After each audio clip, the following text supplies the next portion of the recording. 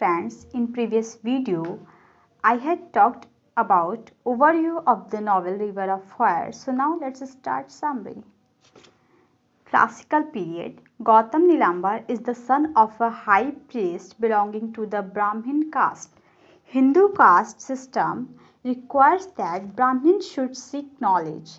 The exercise of seeking knowledge is called ashram routine, which requires that a student belonging to Brahmin caste should exercise Brahmana. The person who follows ashram routine says no to all worldly pleasures and lives purely for the sake of seeking knowledge and advancing it. He cannot look any woman, cannot marry, he cannot cook his own food, that is, he has to beg from others to eat. He cannot do any job to earn money. He has to travel out of his home and live on the streets and go in search of great men who live in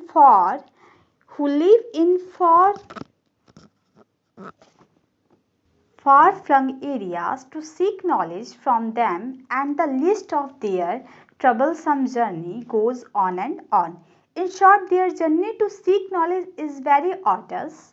It is a life of trials. Many students spend long years in this routine until they have complete knowledge and then they return home. It is believed that the students return home in rainy season.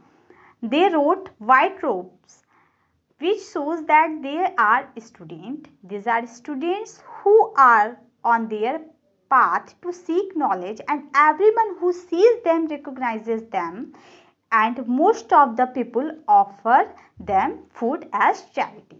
So our boy Gautam is on his belong to the village of Shravasti, and now he is coming back from Saket after taking lectures from a teacher in cosmology. He happens to glance a look at the beautiful girls who are bathing by the side of a small stream.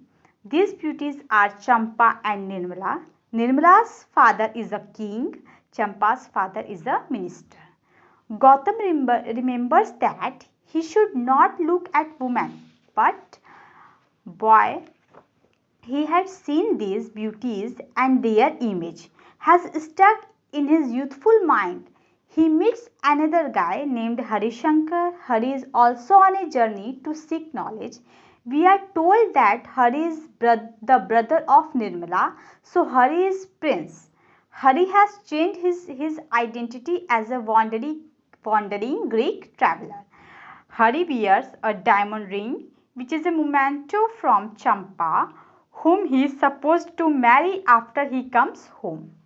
Now our Gautam reaches Shravasti, but he is not supposed to meet his family till he graduated. Hari is also the prince of Shravasti, but he too cannot see his family till he graduated. Both these beauties, Champa and Nirmala, are also present in the hometown of Mr. Gautam, who has fallen in love with Champa.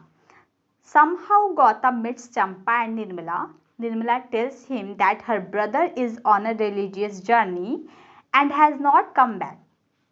They are all worried about him. Lo and behold, Champa and Gautam have fallen in love with each other, although Champa is engaged to Hari. Now Gautam used to visit them often. Fast forward. One day Gautam visits the king's court and tells him that he had seen his son Hari.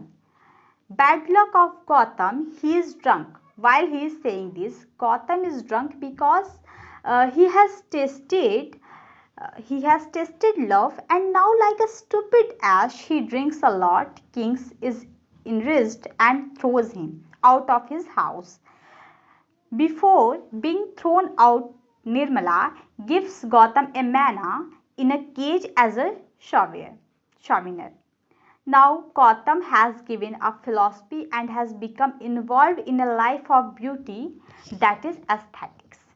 philosophy gone, aesthetics in. He starts to draw paintings of Champa and show them to Mana.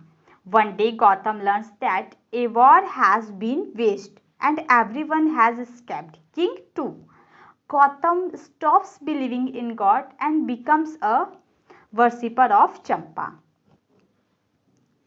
He avoids the company of thinkers. One day, Gotham meets a dancer called Ambika and becomes a degenerate. He drinks and reveals on the money on this dancer.